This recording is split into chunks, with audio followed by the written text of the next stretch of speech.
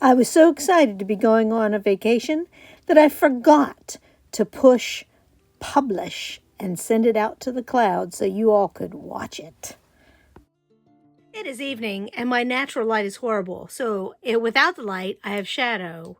With the light, I have glare. So sorry, I think the glare is better.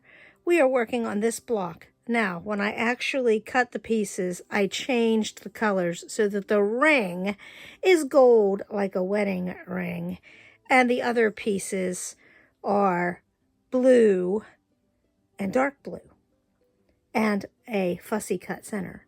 So let me open up my pattern, and it's still in the rough stage form. It is not pretty and printed, but by the time you see this, it will be in the nice clear format that you are used to so that you can print the PDF. So for the diamond ring, it is a 16-inch block finished.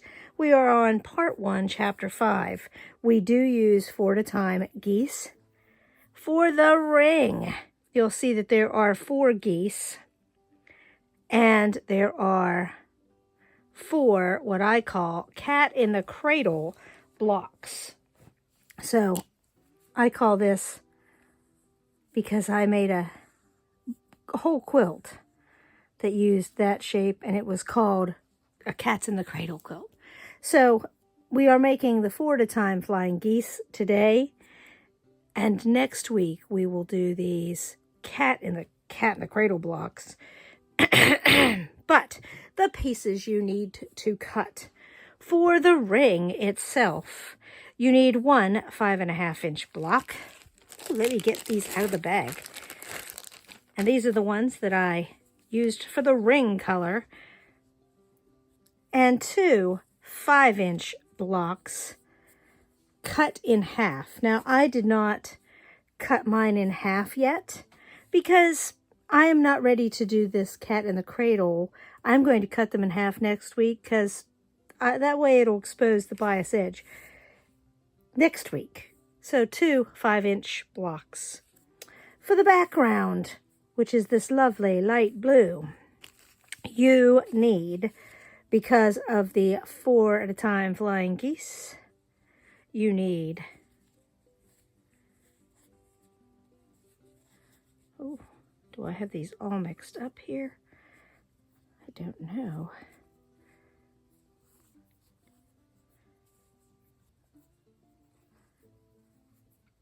Oh, I see what I'm sorry. I see what I did. I need 4 of these to go with the 4 at a time flying geese. And then I have another 4 of these that will be cut in half next week to go in the cats in the cradle. So I'm going to lay those with the 5-inch blocks. I also have 8 2.5 by 4.5-inch bricks, or potato chips, as some people call them, right, Marion? And I also need, and you'll see I had purple, and I crossed it off to say dark blue. I need 8 2.5-inch squares, and I'm setting those aside for next week too, because 4 of those are used in that block. And the fussy cut center is a 4.5-inch. I'm using a large floral, and I will set that aside also. So this will be nice and typed up. It should be there now for you to download it if you go into the comments.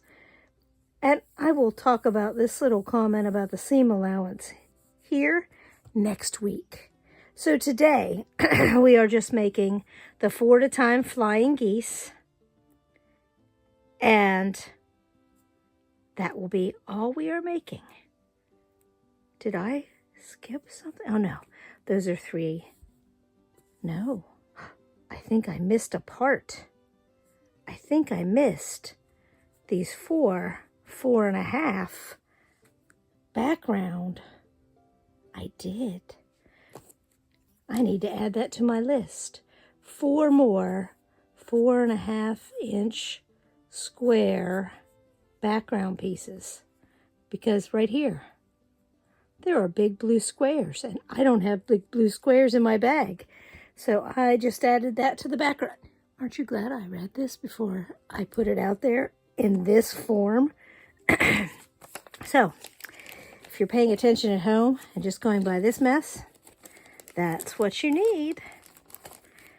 Let me get set up so I can mark the blocks and we can sew them together for 4 at a time flying geese. Okay, I'm putting all the pieces that I am not using today back in the bag. And I am putting a sticky note in there to cut 4 more background pieces. I love sticky notes. They are great unless they get stuck on something they shouldn't be stuck on. So now I have my 5.5 inch square, and I need to mark on the back. And this background, it has a silvery sheen to it when it's right side up. So if I hold it up in the light, I can see it a little. It doesn't look much different, I'm sure, on the camera. Okay, they're all face down. So I need to mark the half or the line from corner to corner. And I will sew 1/4 inch on either side.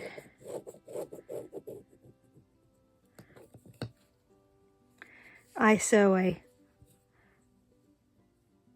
know people are like, oh, there's no such thing as a scant 1/4 inch. But so it's a little bit less than 1/4 inch. Just a little bit less. I sew a scant, yes. And if people say it, well, then it must be a thing that they do. But I do understand the argument. It's like saying getting the bigger half of the candy bar. There is no such thing as the bigger half. They're both half. But yet, there are lots of childhood fights over the bigger half candy bar. I'm sure. My brother and I used to fight about that all the time. Anyway, if you remember, this is a Frixion pen.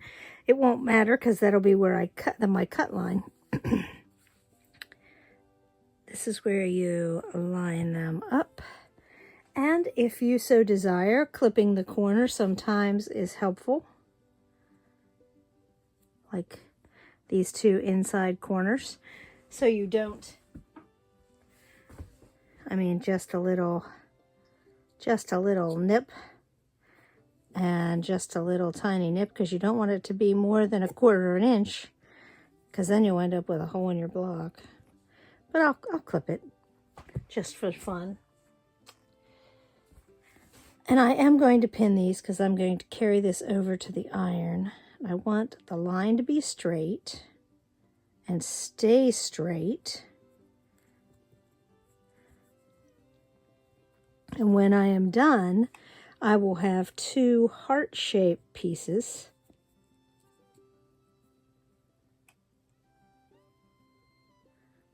Oh, this doesn't want to pin and not move my fabric. Okay, there we go. We went to visit my in-laws today, Dan's parents, for their anniversary. They will have been married on Friday. It will be 61 years. Which is amazing to me. Okay, let's go do some sewing.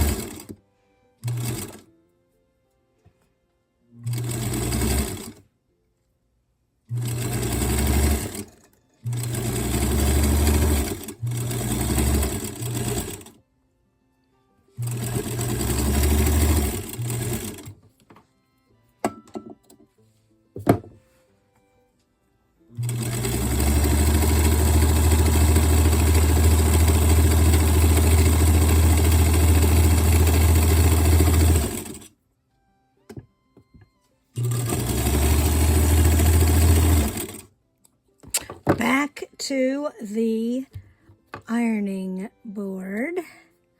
As soon as I cut this on the line.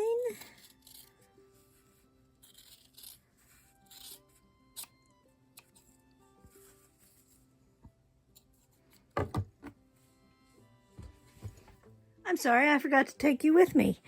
I have pressed these, so now they look like hearts. And I will now add the other piece. And of course, I will give a little pin.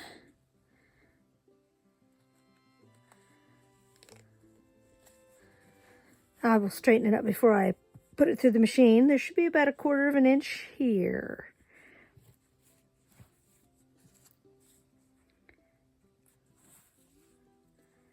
I love this technique.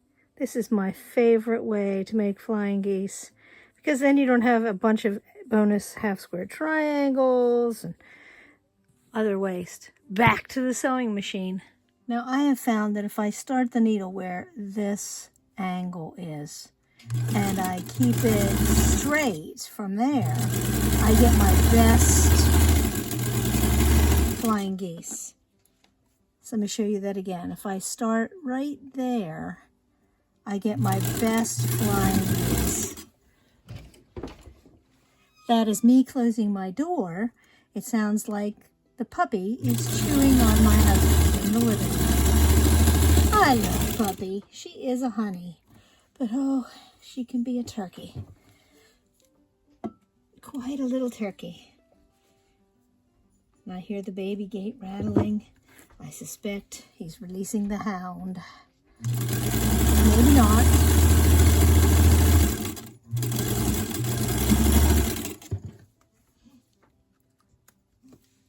He's corralling her while I make a video. She is not the best helper dog yet.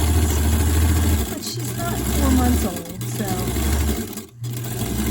she will get to be better. And time for the red amoeba.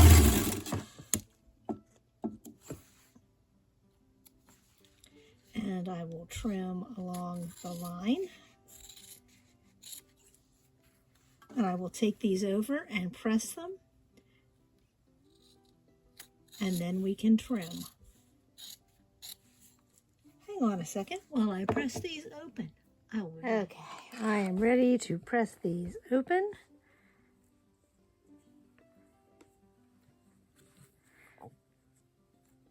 And it's nice to do them 2 at a time, since there are 2 that go this way and 2 that get pressed this way.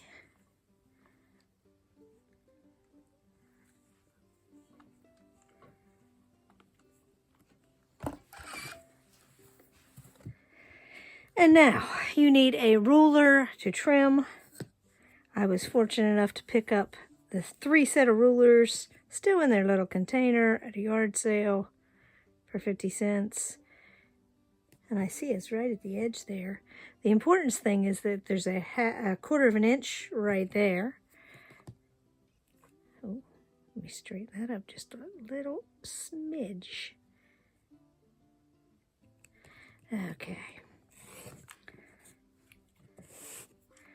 Let me put this on speed trim, and then we will be done. Any ruler will do, but this one just makes it fast. I guess I forgot to press record when it was on time lapse, so there is no speed cutting and speed trimming, but you should have 4 flying geese that we will use next week. After we make those block units, we will assemble a block. So 4 of those. And the pattern is available in the comments.